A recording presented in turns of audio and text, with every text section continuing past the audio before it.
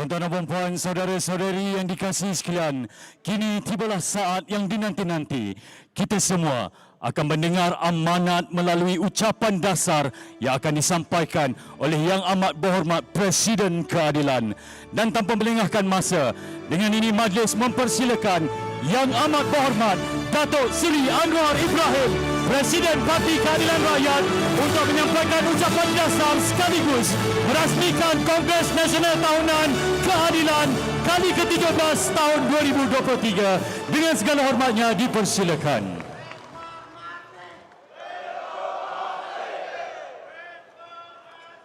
Salam.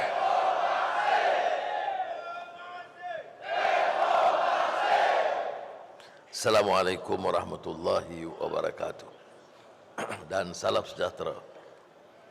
Alhamdulillah, thumma alhamdulillah. Wa ma taufiqi wa i'tisami illa billah. Alaika tawakkaltu wa ilaika unib. Alhamdulillah al-khail. Wa man ahsan qawla mimman da'a ila Allah wa amila salih. Wa qala innani minal muslimin. Wa sallallahu ala sayyidina Muhammad wa ala alihi wa sahbihi ajma'in. Rakan-rakan pimpinan Kerajaan Perpaduan, Timbalan Presiden, Naib-Naib dan Pimpinan Keadilan, Setiausaha Agung dan penyelenggara Kongres, Tuan-Tuan Yang Utama, Duta-Duta Besar dan Pesuruhjaya Tinggi, dan yang utamanya rakan-rakan, saudara-saudari yang saya kasihi, perwakilan dan pemerhati Kongres Keadilan.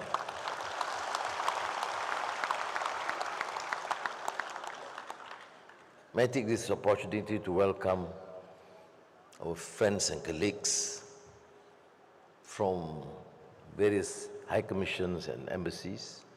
Your presence most meaningful to show solidarity, to understand the mechanism, the workings in this country, and to ensure that both multilateral and bilateral relations continue to be effective to promote economic collaboration, trade, investments, and also cultural educational understanding between our countries.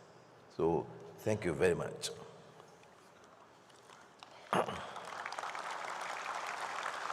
Alhamdulillah, kita berada di ambang Kongres Keadilan dalam ruang yang lebih selesa dan tenang.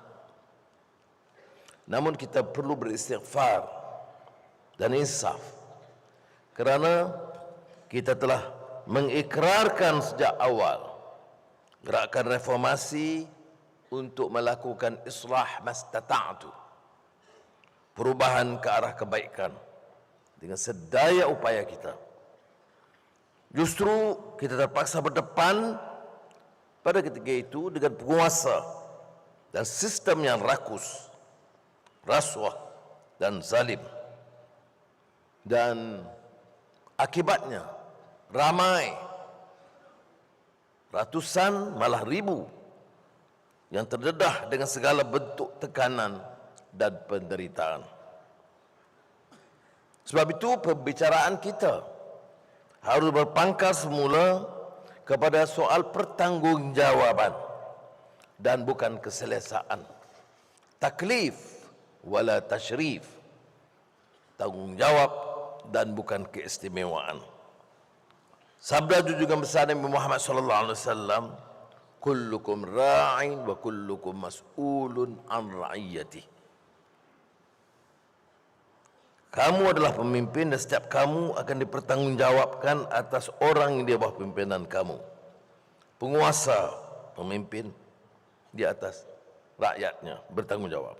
Suami, pemimpin ke atas seluruh keluarganya. Isteri, pemimpin dalam urusan rumah tangga dan bertanggungjawab kepada ahli keluarganya. Seorang khadam menjaga dan mengurus harta tuannya.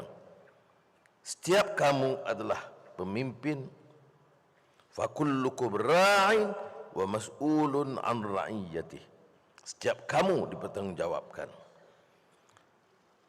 Ini suatu pendekatan accountability yang menyeluruh. Pertanggungjawaban yang tidak terikat hanya kepada beberapa kerat pemimpin, tapi seluruh rakyat. Karena tanpa kecuali, kita ada tanggungjawab. Paling rendah di peringkat keluarga.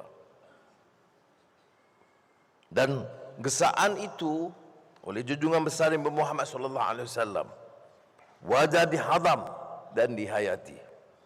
Pimpinan tidak harus terpukau dengan kuasa dan harta.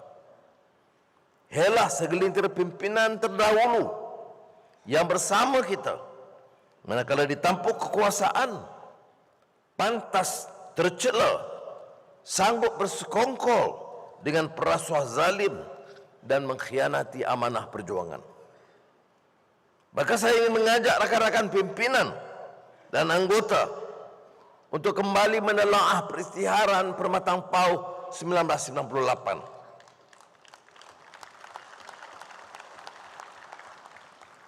Yang merupakan cita kebangsaan yang disulami dengan nilai murni.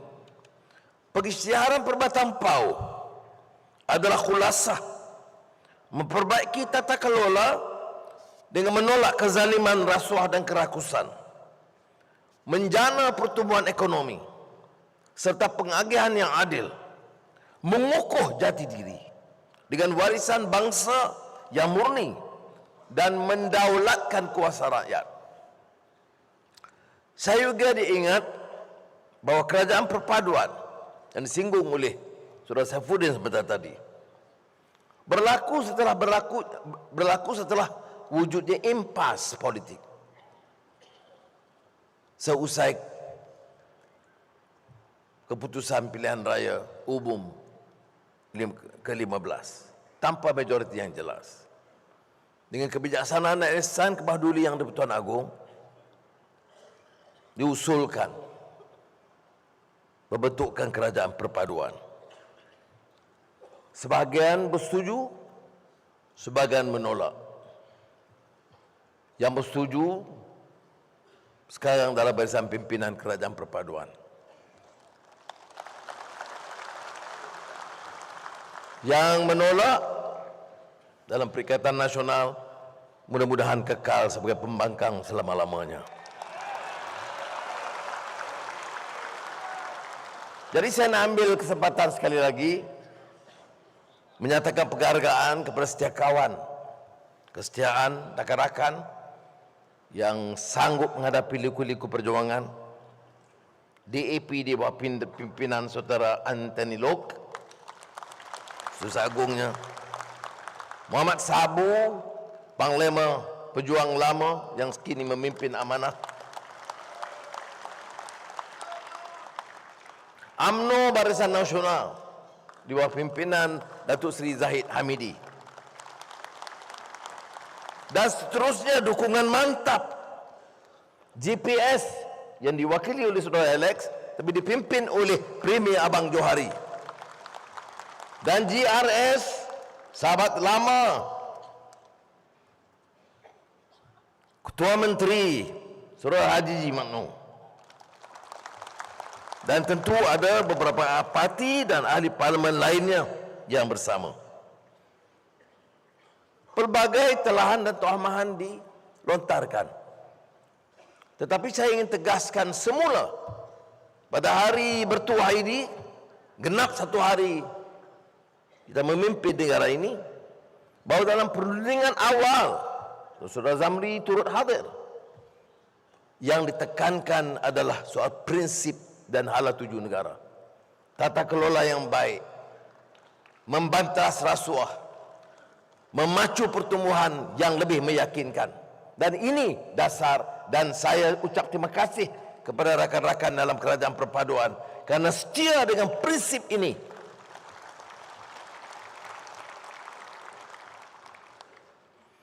Ya, 1 tahun berlalu. Pada peringkat awal, bulan-bulan awal memang sedikit terombang-ambing kerana senantiasa ada percobaan mengintai dan mengintip, menggesa dan mendesak untuk mengulangi amalan tebuk atap.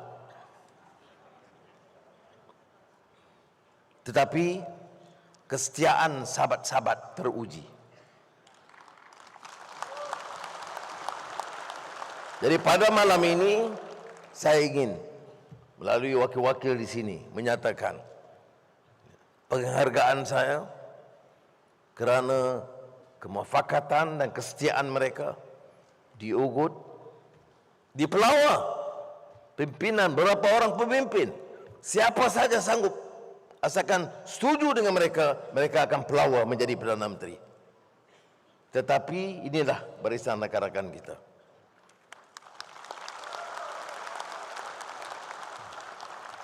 Dan sebab itu mereka kekal, dan hari ini rakan-rakan dalam pimpinan dan jamaah menteri memilih kerajaan yang inklusif, yang mewakili semua kaum, semua wilayah di negara kita. Kerajaan perpaduan dengan negara madani.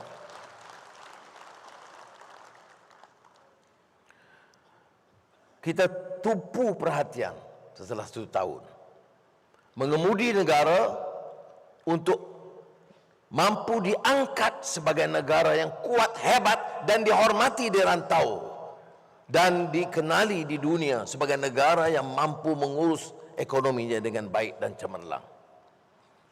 Sebab itu sekali lagi saya menyatakan tumpuan kita dalam negara madani ini telah kita cerakinkan. Ekonomi madani memperkasa rakyat melalui Pelan Peralihan Tenaga Negara, National Energy Transition Roadmap, Pelan Induk Perindustrian Negara, transformasi digital dan kepintaran buatan Artificial Intelligence. Dan dalam kedua-dua belanjawan madani serta kajian separuh penggal Rancangan Malaysia ke-12, kita telah meletakkan dasar untuk memacu ekonomi tetapi terarah kepada isu keutamaan rakyat. Sebab itu kita mula dengan menyelesaikan masalah sekolah daif. Semua sekolah daif negara kita tanpa mempedulikan aliran dibantu supaya standar sekolah dan kadar sekolah itu di tahap yang dianggap munasabah bagi pelajar-pelajar. Begitu juga klinik naif, mendoktahkan kemiskinan tegar. Dan saya syukur kepada Allah SWT, walaupun bertahun-tahun kita bergelut untuk menyelesaikan masalah kemiskinan, tahun ini, sebelum akhir tahun ini, Malaysia merupakan di antara negara pertama di dunia yang mampu menoktahkan kemiskinan tegar. Kita kemudian tumpu pada masalah perumahan rakyat dan perumahan penjawat awam. Dan Kuala Lumpur tidak lagi dikenali dengan dewan megah seperti ini ataupun mercu tanda yang hebat. Kuala Lumpur harus juga dikenali dengan gerai dan warung yang bersih dan boleh dimanfaatkan oleh rakyat terbanyak. Pendekatan kita sudah berubah. Semua ini dapat dilakukan kerana kesepakatan jemaah menteri dan dukungan rakan-rakan dalam kerajaan perpaduan. Terakhir kita umumkan kali pertama di seluruh negara, tiap kampung, tiap desa, termasuk di kawasan pedalaman, rumah panjang,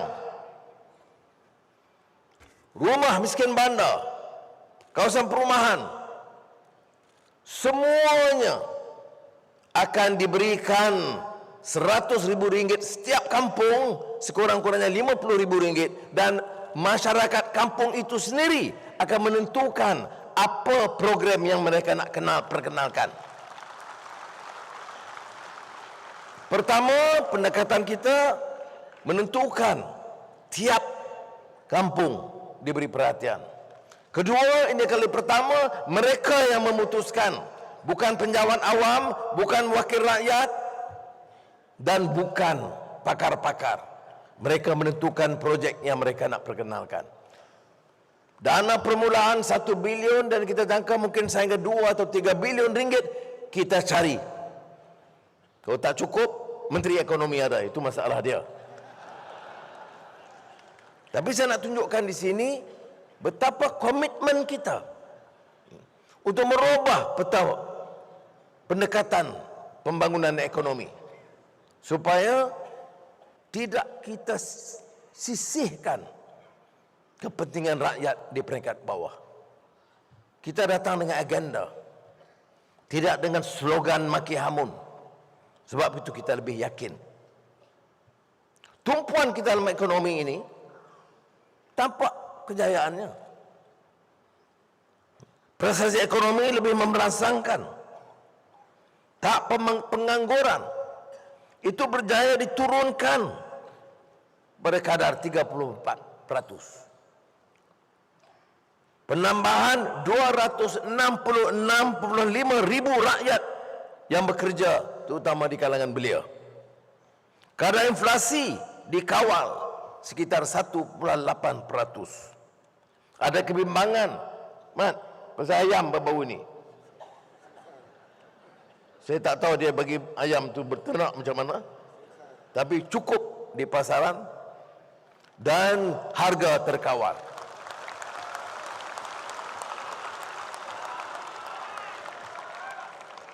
Jadi bukan sebarang mak sabu ni. Dari kadar inflasi saya bilang, saya sebut tadi, masa kita ambil alih ni kerajaan ni setahun yang lalu, berapa kadar inflasi? 4%. Berapa kadar inflasi sekarang? 1.8%.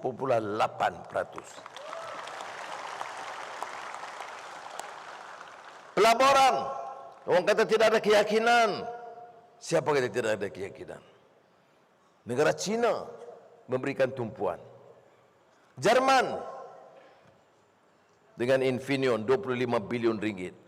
Saya ke Amerika walaupun sidangnya sidang APEC, perbincangan pelbagai hal, kita dapat pelaburan baru. Berapa jumlah sehingga bulan September?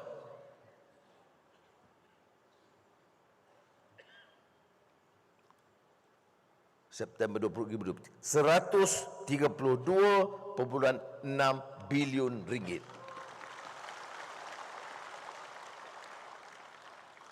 Tapi ini semua berlaku dalam keadaan ekonomi yang runcing. Kita ambil alih negara dengan hutang 1.5 triliun. Ini orang-orang pembangkang yang bising ni dia tidak tahu ni. Dia sengaja nak padamkan. Dia kena terangkan mengapa hutang begitu tinggi dan bagaimana rencana dia untuk membayar. 1.5 triliun ringgit hutang. Defisit membengkak 56%. Sebab itu dalam perancangan kita terpaksa tangani permasalahan ini. Tidak ada pilihan. Negara dan ekonomi mesti diselamatkan. Ya, kamu boleh kecam, tetapi bila kamu jaga dan bertanggungjawab, penyakit sakau diteruskan. Malah kian lebih banyak. Sebab itu saya kata Perdana Menteri boleh tukar berganti, tetapi rakyat kekal miskin. Perdana Menteri, isteri, anak-anak, keluarga kaya raya.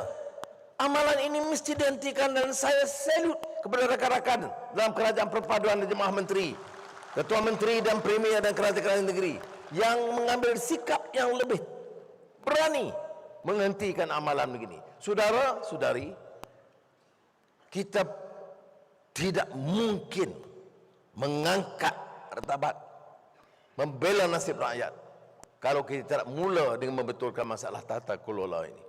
Sebab itu di kalangan pembangkang, dua istilah yang mereka paling benci ialah tata kelola dan rasuah.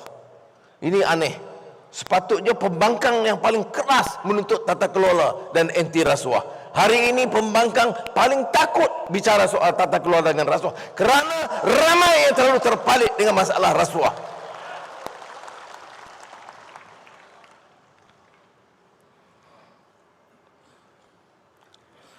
Sekarang kita ambil pendekatan yang baru.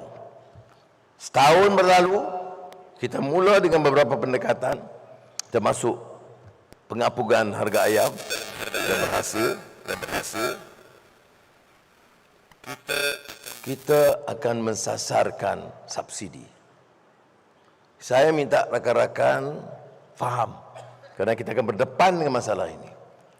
Mereka berhutang, defisit membengkak, tanggungan kerajaan bertambah. Tidak ada kerajaan yang mampu terus dengan amalan subsidi sekarang. Tapi subsidi yang ditarik tidak harus membebankan rakyat. Kita beri contoh elektrik. Subsidi elektrik hari ini pencecah puluhan bilion ringgit. Orang asing 3.5 juta dapat subsidi itu. Orang maha kaya pun dapat subsidi sedemikian. Ada orang kata mana ada istilah maha kaya. Saya dah jawab tu maha semua. Baik. Tapi bila dilaksanakan penyasaran subsidi, rakyat tidak dibebankan. Tidak ada kadar tambahan bagi rakyat. Tetapi untuk 10% tertinggi dalam negara, subsidi akan ditarik. Maknanya kita dapat menyelamatkan hampir 4 bilion ringgit daripada penyasaran subsidi. Saudara kena faham. Apakah rakyat terkesan? Tidak. Yang terkesan hanya 10% yang teratas. Jadi kalangan pembangkang yang marah ni sebab apa? Dia ini wakil siapa? Wakil golongan maha kaya. Kalau dia wakil rakyat, 90% rakyat tak terkesan. Yang terkesan hanya 10% maha kaya dan 3.5 juta orang asing yang di negara kita. Jadi diharap hal ini difahami. Malah saya beri jaminan, andai kata oleh kerana penarikan subsidi berlaku dan mengesankan kepada rakyat, kita akan tambah STR bagi rakyat supaya mereka dapat tampung kerugian itu.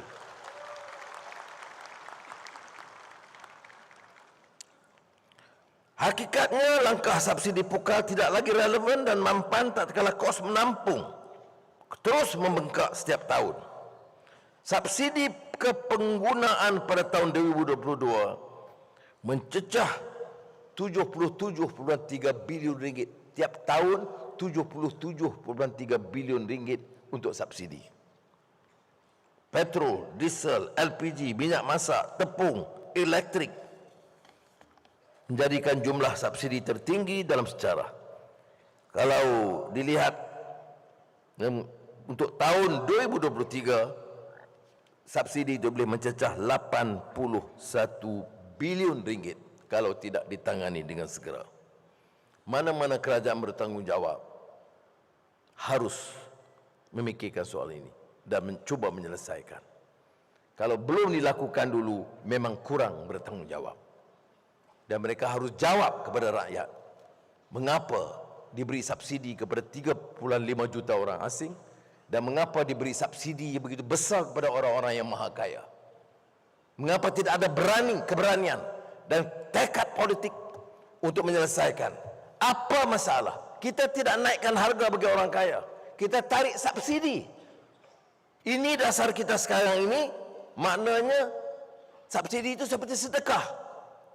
Kita lah paling baik dalam negara di dunia ini kerana kita sedekah pada orang maha kaya. Dan ini yang berlaku dalam negara kita dan ini harus dibetulkan. Jadi pendekatan subsidi bersasar akan terus diambil oleh kerajaan tetapi tetap menyediakan jaringan keselamatan yang lebih efektif untuk golongan rentan dan miskin. Saudara-saudara, kita bersyukur setahun berlalu kerajaan tambah stabil. Lebih dari 2/3 dukungan ahli-ahli parlimen. Dan ini masa untuk kita lebih tegas menyelesaikan beberapa masalah yang menghadapi kerana yang senantiasa kadang-kadang mengganggu gugat kerjaan kita. Saudara-saudari, tidak mungkin semua masalah boleh diselesaikan dalam masa 1 tahun. Sebab itu kita tumpu ikut keutamaan. Itu ikut yang disebut kalau dalam rangka hukum fiqh aulawiyat, urutan ikut prioritinya. Dan kita sebut di sini beberapa langkah untuk menyelamatkan rakyat. Jadi saya harap rakan-rakan dapat faham, dan saya minta setelah 1 tahun ini menteri-menteri, timbalan menteri lebih banyak turun ke bawah menjelaskan isu-isu ini kepada rakyat.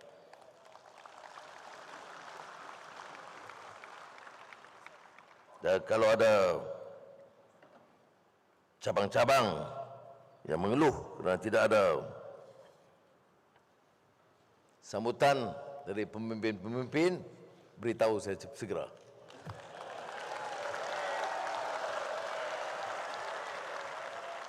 Baik. Dalam hal ini kita juga berdepan dengan permasalahan dalam negara, terutama yang terus menghangatkan isu kaum dan kefanatikan agama. Jadi saya ingin menjelaskan di sini. Ini mencanangkan dengan bawa ayat Quran dan hadis, menyatakan Islam terancam di negara kita. Saya nak tanya, berulang kali kita tanya, di parlimen kita tanya, di mana terancamnya? Kerana ada adegan dan pertunjukan pop di stadium. Saya jawab, semasa kamu perintah, adakah tidak? Ada. Kerana dicabar hukum syariah di Kelantan. Dan Selangor sebelum itu. Saya tanya, bila diperkenalkan, dicabar di Selangor? Tahun 2021. Siapa Perdana Menteri masa itu? Siapa Menteri Undang-Undang? Mana dia pemimpin-pemimpin dari parti Islam yang di dalam kerajaan masa itu? Mengapa dia tidak ambil tindakan? 2021, 2022 Mei dicabar di Kelantan. Tidak ada suara. Sekarang seolah-olah kita yang menghalang. Dia tidak ada kena-mengena dengan kerajaan persekutuan. Ini undang-undang dibuat oleh negeri, dicabar. Isu dia, apakah ini kuasa negeri atau kuasa persekutuan? Mahkamah Persekutuan seperti mana disebut oleh Ketua Hakim Negara hanya nak menentukan sama ada kuasa negeri ada atau tidak memperkenalkan beberapa undang-undang yang terlibat dengan kes jenayah terutamanya. Dalam negara kita ada kuasa persekutuan, ada kuasa negeri dan ada senarai bersama. Jadi biar Mahkamah Persekutuan memutuskan. Dia tidak putuskan tentang hukum syariah itu. Dia putuskan tentang kuasa negeri membuat undang-undang. Kalau kita izinkan negeri, masing-masing negeri buat undang-undang sesuka hati, semua negeri boleh buat. Sarawak akan buat undang-undang dia, Perlis buat undang-undang dia yang bercanggah satu sama lain. Jadi keputusan itu keputusan Mahkamah Persekutuan. Tapi sekarang Islam terancam. Itu propaganda penunggang agama di negara kita. Jadi saudara mesti turun ke bawah, jawab masalah ini, kerana fakta itu menyebelahi kita dan fakta itu dibohongi oleh mereka. Perkara ini bangkit sebelum kita berperintah.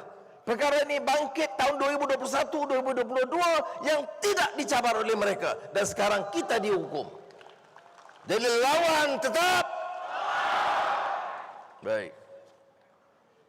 Ini bahaya. Terutama ada unsur-unsur awal yang dikatakan takfiri. Apa itu takfiri? Mengkafirkan sesama Islam. Apa-apa elemen pengaruh Khawarij. Apa sejarahnya? Sayyidina Ali bin Abi Talib radhiyallahu an, anak saudara, sahabat Nabi, khalifah keempat, itu dianggap tidak cukup Islamik. Mereka lah lebih baik dan paling Islamik. Ciri-ciri itu sudah menyusup. Dan saya ingin beritahu, kalau kita izinkan perkara ini terus berlaku dan dibiarkan, bukan saja ada perpecahan di antara umat Islam. Rakan-rakan kita retas pentas, ada yang di kalangan Kristian, Hindu, Buddha. Saya nak beritahu, kalau kita ambil sikap tolak ansur terhadap gejala ini, negara ini akan rapuh dan tidak akan dapat bertahan. Dan selagi kita pegang kuasa, kita tidak izinkan negara ini diperkotak-katikkan atas nama agama atau nama kaum.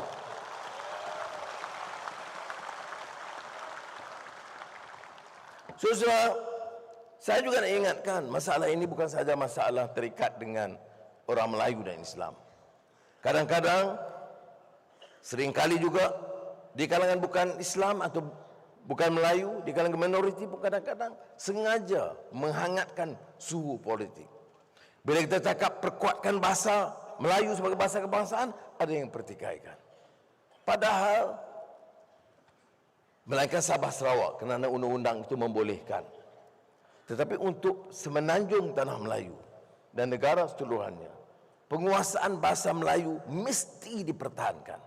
Jangan ada anggapan bahawa kita akan longgarkan atau remehkan kepentingan penguasaan bahasa Melayu sebagai bahasa kebangsaan di negara ini. Tetapi seperti yang kita sebut, bukan zero sum game. Negara ini nak maju, ekonomi nak ditingkatkan, mutu pendidikan juga harus ditingkatkan. Jadi apa kaedahnya? Kita harus berdepan dengan kenyataan.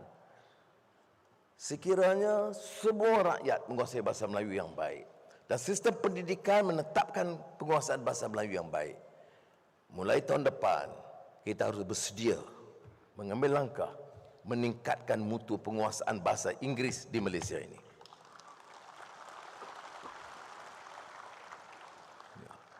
Ada juga kritikan kerana perkara 153 dalam perlembagaan yang katanya memihak kepada kepentingan Melayu dan Bumi Putera. Saya nak sebut di sini, perkara itu sudah disepakati menjadi perkara induk dalam perlembagaan. Tetapi dalam langkah-langkah yang kita ambil, menoktahkan kemiskinan. Apakah kita kira dia miskin Melayu atau miskin India atau miskin Cina? Tak ada. Atau miskin Bumi Putera? Semua yang miskin tegar tanpa mengira kaum, itu kita mau noktahkan. Jadi jangan guna sentimen kaum di sini. Bila saya sebut sekolah daif, apa dia tak termasuk sekolah Tamil atau sekolah Cina? Semua sekolah daif, termasuk sekolah Arab dan sekolah agama, kita bantu dan cuba kita selesaikan. Jadi jangan main ini isu-isu mana-mana sekolah didiskriminasi, itu memainkan politik. Kalau ada hal yang mau diketengahkan, boleh dibawa. Ada yang bangkitkan soal meritokrasi. Kalau negara ini mau maju, mesti terima kenyataan meritokrasi. Tetapi jangan keterlaluan. Meritokrasi. Sekolah yang paling daif di dekat rumah panjang di Kapit, dengan sekolah terbaik di Kuala Lumpur, mau bersaing. Apakah itu nama keadilan? Tidak. Sebab itu saya selalu mengingatkan kita tentang pandangan John Rawls. Justice is about fairness. Jadi meritokrasi itu penting, tapi jangan keterlaluan.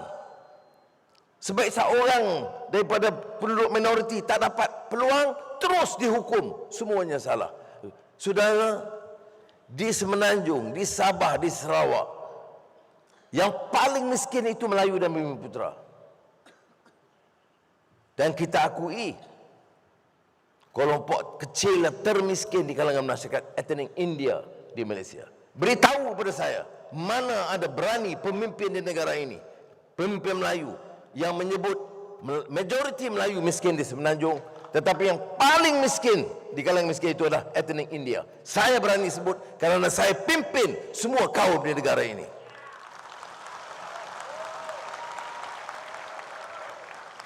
Sebab itu, pengkritik sastra Amerika John Garner mengulas, those who saw the beauty of meritocracy easily overlooked the pain involved for those who lack the necessary ability.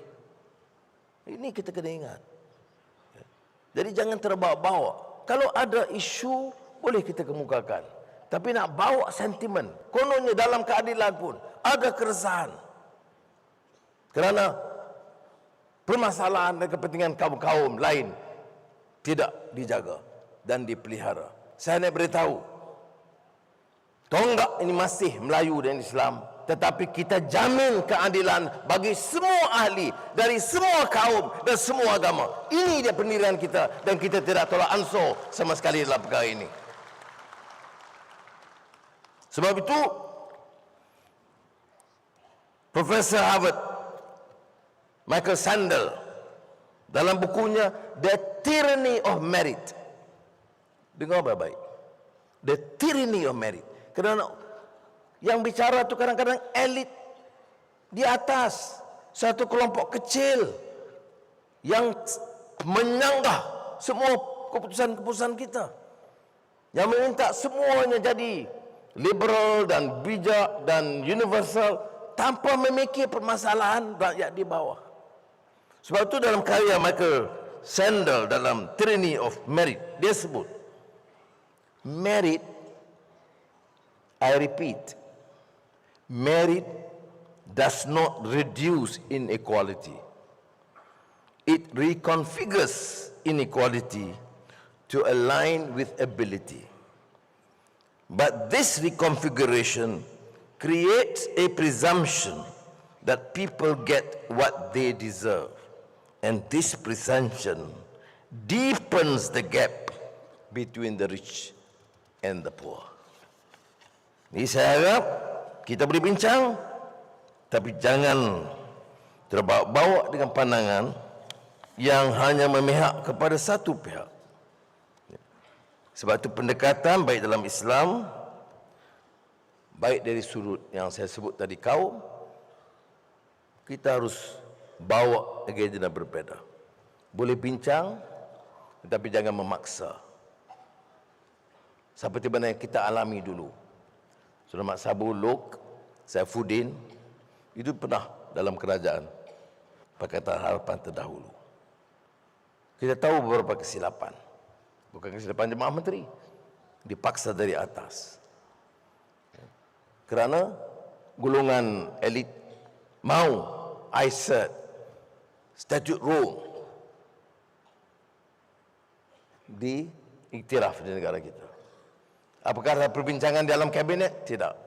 Apakah berbincang dengan ahli parlimen? Saya maksud ahli parlimen Protestan? Tidak. Apakah ada santuni rakyat? Dibicara? Tidak. Dipaksakan dan timbul keresahan kerana orang tidak faham dan oleh itu menjadi bahan yang dieksploit oleh pembangkang. Kita tidak boleh ulang. Walaupun ada golongan elit liberal yang mengatakan kita perlahan dalam program reform, tapi percayalah, belajar dari pengalaman lalu. Kalau kita gopoh baik dalam soal pelaksanaan Islam atau pelaksanaan reform agenda ini, kita akan ditolak oleh rakyat. Pengalaman lalu mesti mengajar kita. Malah kalau saya nak sampaikan, golongan yang membawa reform ini dalam pengalaman mutakhir sejak zaman Revolusi Perancis 1874, maaf 1789, apa slogannya? Liberté, égalité, fraternité. Tak payah terjemah, semua faham. Ya. Maknanya gagasan yang sangat menarik. Siapa yang tidak mau liberty? Siapa yang tak mau equality dan fraternity? Tetapi ingat, kerana obsession dengan ideologi dan paham golongan elit kecil itu, muncul Jacobins, muncul Robespierre dengan Reign of Terror, dan berkecamuk agenda revolusi Perancis itu. Malah ada kajian yang saya ingat saya baca yang melihat keadaan petani di Perancis itu lebih parah daripada sebelum revolusi. Maknanya bila dilihat setelah revolusi Perancis 1789, 10 tahun selepas itu nasib petani lebih parah. Kerana golongan elit dia fikir reform yang menyentuh kepentingan elit semata-mata. Dia tidak melihat kepentingan rakyat, bagaimana nak menoktakan kemiskinan, mengangkat martabat petani-petani dan peladang dan peneroka felda, itu bukan perkiraan mereka. Kita insya-Allah dalam keadaan perpaduan negara madani tidak akan mengulangi kesilapan tersebut.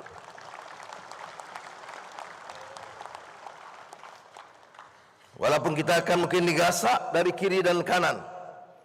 Satu pihak kata kita ini perlahan dalam reform.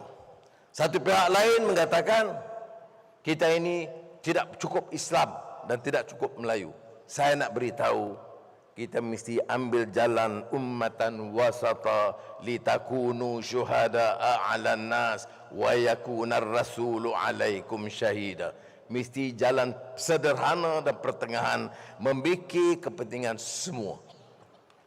Negara ini tunggaknya Melayu Islam, tetapi negara ini tidak akan selamat kalau kita tidak fikirkan juga pandangan dan nasib kawan-kawan kita dari agama lain, dari kaum-kaum lain yang mesti disantuni dan merasa mereka sebahagian daripada negara hebat tercinta Malaysia.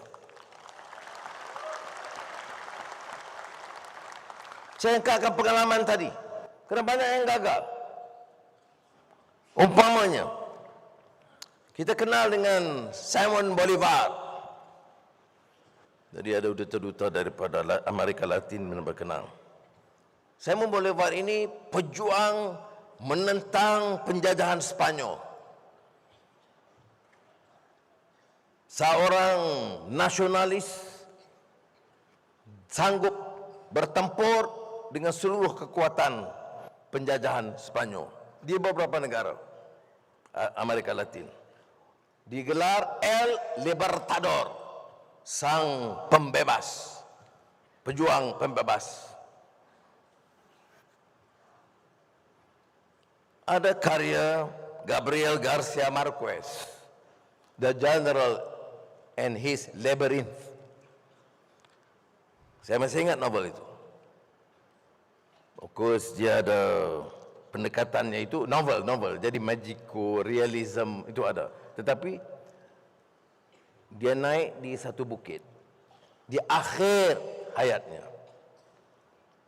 Setelah berjuang puluh tahun membebaskan 1, 2, 3, 4 negara di Amerika Latin. Dia merenung dari bukit itu ke kota. Dia dengan sedih, iba dan pilu. Kerana generasi penerus itu tidak lagi pertahankan semangat kesatuan dan mula terjebak dengan penyelewengan, rasuah dan salah guna kuasa.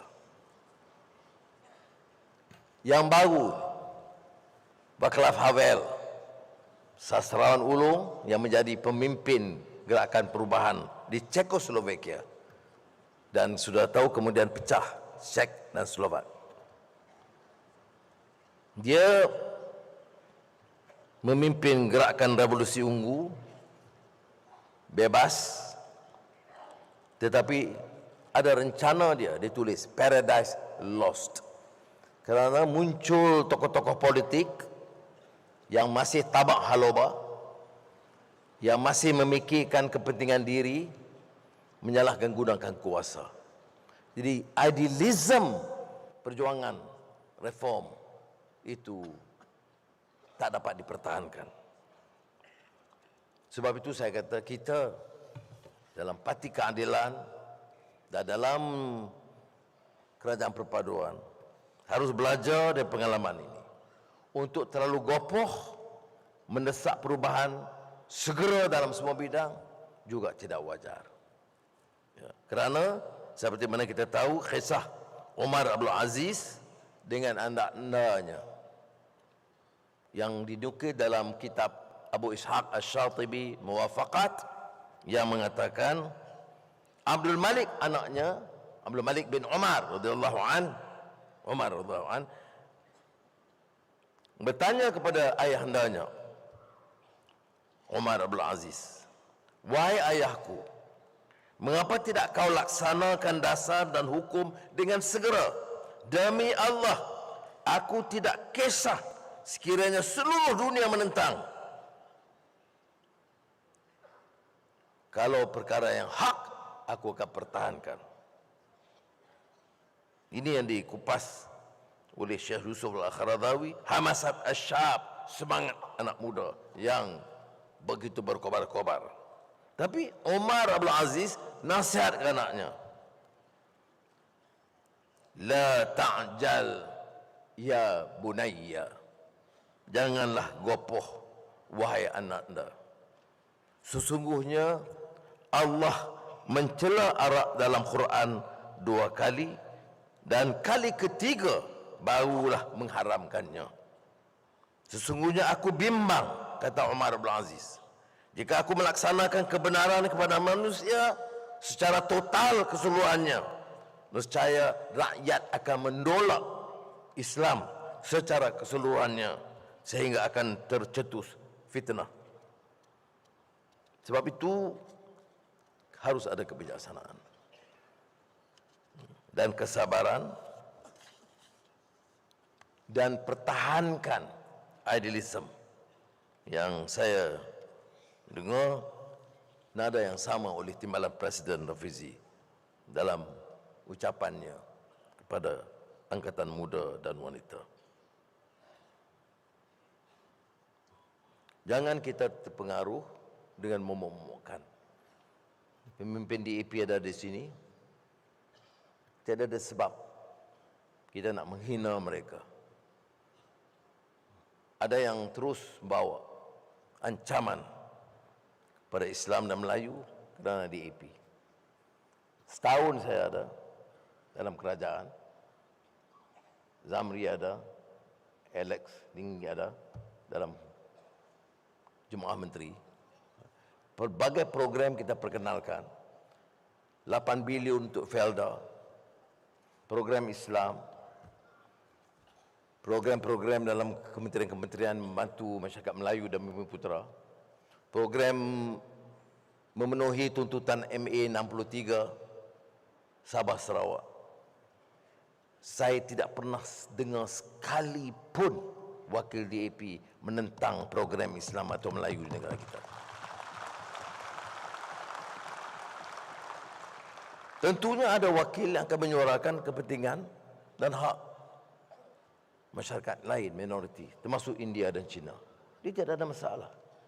Jadi apa munasabahnya seorang haji, seorang kononnya ustaz, boleh memberi celaan dan maki hamun, menghina satu kaum, dan dibiarkan begitu rupa sahaja dan disambut dengan baik? Bagaimana kita boleh pamerkan diri kita dengan akhlak Islam bila kita kecenderung menghina orang, mencerca orang dan memfitnah tanpa sandaran? Saya nak beritahu, kalaupun dengan sebab saya pertahankan DAP ini, ia menyebabkan terhakis sedikit dukungan. Saya nak beritahu, kita pertahankan yang hak. Saya sanggup berdepan dengan sesiapa dalam hal ini. Jadi saudara, kita kena jaga majoriti, kita kena jaga minoriti. Itu hebatnya kerajaan perpaduan. Kita kena jaga Semenanjung, kita kena jaga Sabah, dan kita jaga Sarawak. Alex ada, Haji Ji ada. Kadang-kadang suara-suara nada di Sabah Sarawak pun tidak semuanya sealiran. Tapi itu kenyataan kita. Dan bersama kita akan jawab. Ya. Mereka dalam jemaah menteri dan ketua menteri ada di sini, Premier Abang Jo tahu, kita buat sebaik mungkin. Sesungguhnya untuk melaksanakan apa yang dijanji oleh bapa-bapa kita. Tapi ada yang gunakan satu dua masalah untuk mengheret bicara soal kebebasan dan kemerdekaan wilayah. Yang sebenarnya adalah kesalahan besar. Mana-mana negara di dunia tidak akan mengizinkan kelompok yang membicara soal pemecahan atau vivisection negara itu. Dan saya nak peringatkan, boleh kritik, boleh tegur, tapi kamu langgar, hina, fitnah, guna kaum dan agama, atau menggunakan sentimen memecah belahkan wilayah-wilayah negeri ini, kita akan bertindak dengan tegas dan keras.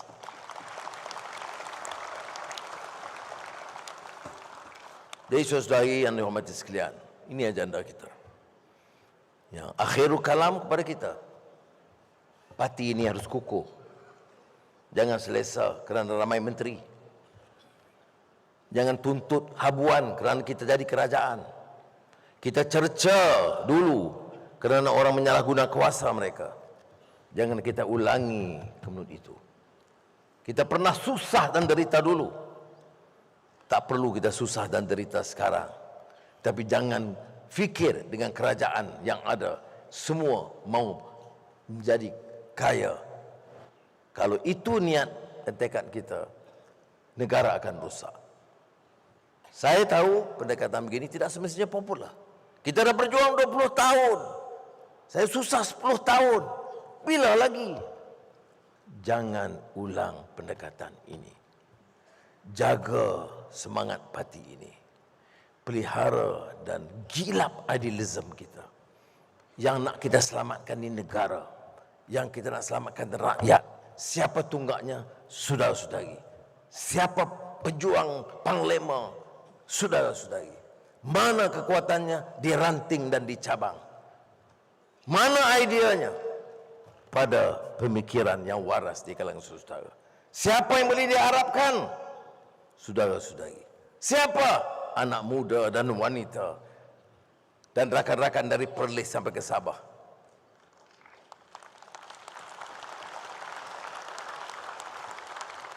Kita baru saja terokai satu bidang, yaitu kekuasaan. Dan kita harus sedia menghadapi liku-liku baru ini. Dan kita tidak bekerja dalam satu vacuum atau lompongan. Kita bekerja berdepan dengan heretan sentimen kaum dan agama yang melampau. Dan ia memerlukan kekuatan dan idealism baru. Dia tidak boleh menang hanya dengan wang dan dengan projek. Dia menang dengan keyakinan. Dia menang dengan ideas dan guiding ideas. Tidak pernah mana-mana pemerintah menang hanya dengan projek dan wang ringgit. Dan kita kenal begitu. Karena kita pernah lawan lama. Dan sekarang berilah ruang. Bekerjasamalah dengan rakan-rakan kita. Karena terbukti setahun ini. Bukan sahaja dalam Pakatan Harapan. Tapi dalam UMNO Barisan Nasional. GPS, GRS. Itu sudah menjadi rakan keluarga kita yang mantap. Yang harus kita hormat dan kerjasama dengan sebaiknya. Sekali lagi saya ucap terima kasih. Penghargaan kepada saudara. Kalau tidaklah kerana saudara-saudara, saya percaya, saudara tahu, saya tahu. Kalau tidak kerana dukungan saudara-saudara, selama ini bertungkus lumus, susah payah, miskin dan merempat. Kalau tidaklah kerana saudara, saya tidak mungkin berdiri di sini sebagai Perdana Menteri. Terima kasih. Wassalamualaikum warahmatullahi wabarakatuh.